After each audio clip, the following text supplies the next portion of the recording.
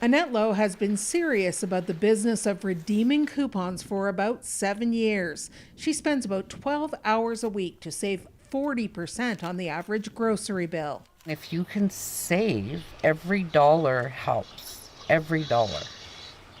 So yeah, I find it to be a huge difference. Canadians from coast to coast to coast are looking to offset rising inflation however they can. Prices on everything from food to electricity and home heating to transportation are squeezing family budgets. Welder Peter Wickett and his family have reduced dining out and changed their outlook. Before we were making changes so that we could save up for our future, and today that's not something that we even look at anymore. Downgrading vehicles is our next possibility. Kayla Rukin says big life decisions like starting a family are that much harder to make. It's scary to take on anything else. So you're very trapped in kind of what you have and just maintaining that. There's not really any moving forward.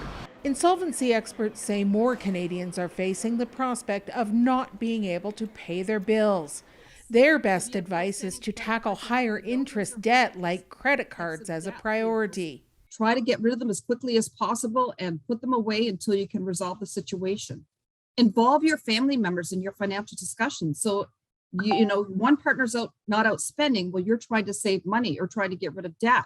And brace yourself, as no one knows for sure when inflation will start to cool. Carolyn Dunn, CBC News, Calgary.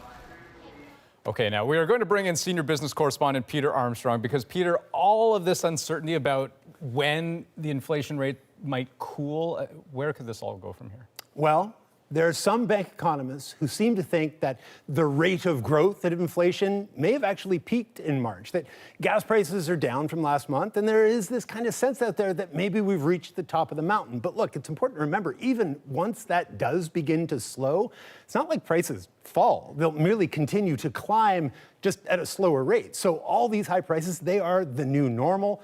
And remember, higher income Canadians, they can weather inflation for longer. Lower income Canadians cannot. This is very real. It's hitting life necessities and making families to make some really tough decisions. Right, and so is Canada doing enough to kind of keep everything under control? Look, I think that's kind of the most important question out of all of this, because we know a lot of what's going on is being driven by global factors, an increase in borrowing costs here in Canada. That's not going to unclog the ports of Los Angeles or Shanghai. That higher interest rates aren't going to drag down the global price of oil or address droughts in South America. But look at today's numbers. They're way more broad-based than just oil or shipping, car prices, furniture, rent, of course, home prices. So the pressure is on the Bank of Canada to act. And remember, the Bank of Canada wants rates back to what it calls neutral, somewhere between 2 and 3%. And anything short of that is stimulus. It's juicing the economy and juicing prices too.